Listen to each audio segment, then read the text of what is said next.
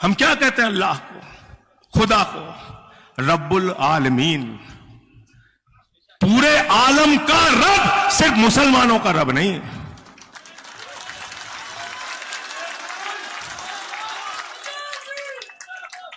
और क्या कहते हैं हजरत मोहम्मद साहब सल्लल्लाहु अलैहि वसल्लम को? क्या कहते हैं अल्लाह के नबी को? कहते हैं रहमतुल आलमीन, पूरे आलम पर रहमत करने वाला, सिर्फ मुसलमानों पर रहमत करने वाला नहीं।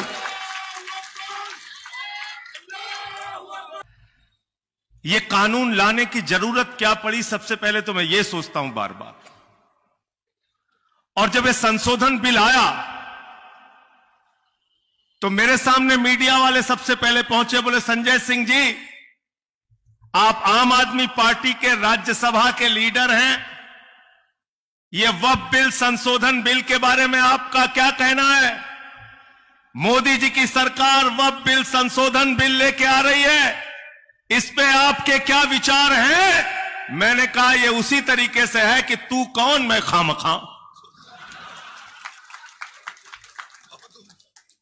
वक्फ बिल से नरेंद्र मोदी का क्या लेना देना है? वक्फ बिल से अमित शाह का क्या लेना देना है? वक्फ बिल से भारतीय जनता पार्टी का क्या लेना देना है?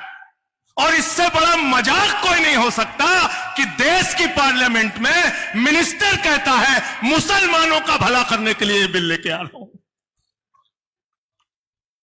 आदिफ साहब, आप गए थे कि मेरा भला कर दो? इमरान मसूद बैठते हैं लोकसभा में, आप गए थे भला कराने मोदी जी से? कौन मुसलमान गया था भाई? कोई गया था मोदी जी के पास ये कहने कि हमारा भला कर दो? अरे मुसलमानों को उनकी हालत पे छोड़ दो मोदी जी, भला करना तो दूर, जैसे हैं वैसे ही रहने दो, वो सुकून से रहेंगे। कह रहे भला करने के लिए लाए, 3 तलाक का कानून लाए, कहते भला करना है मुसलमानों का। पूरा हिंदुस्तान में एक टिकट मुसलमान को नहीं देते, एक विधायक मुसलमान का नहीं बनाते, एक सांसद मुसलमान का नहीं बनाते, एक मंत्री मुसलमान का नहीं बनाते। इसलिए पार्लियामेंट के अंदर मंत्री झूठ बोलता है कि यह बिल मुसलमानों का भला करने के लिए आया गया है, यह बिल मुसलमानों का नुकसान करने के लिए, उनकी संपत्तियों पे कब्जा करने के लिए लाया गया है। गलत तो नहीं कह रहा हूं?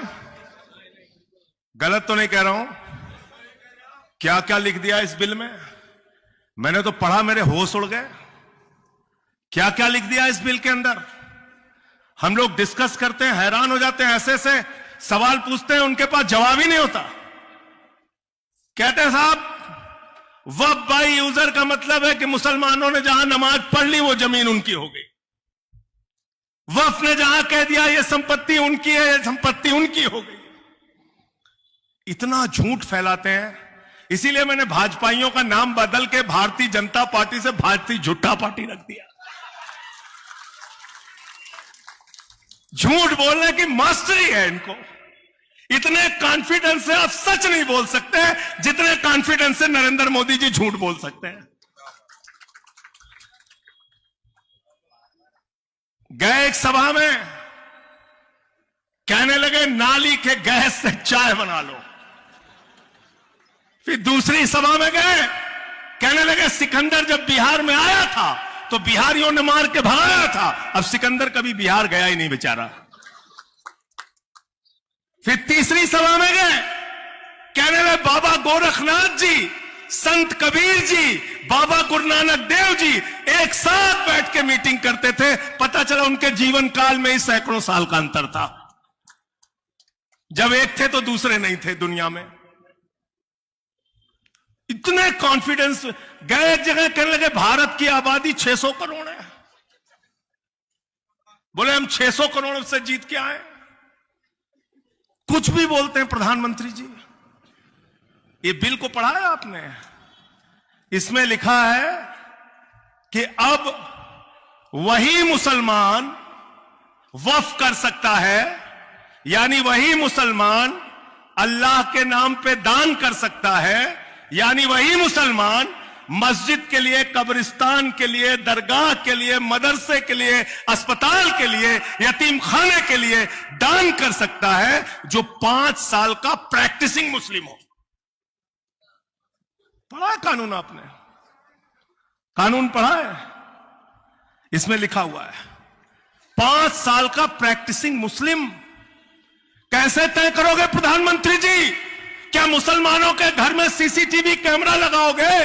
5 वक्त की नमाज पढ़ता है कि नहीं पढ़ता? क्या आप तय करोगे कि वो जुमे की नमाज पढ़ता है तो मुसलमान माना जाएगा, 5 वक्त की नमाज पढ़ता है तो मुसलमान माना जाएगा, या मुसलमान के घर में पैदा हो गया तो मुसलमान माना जाएगा?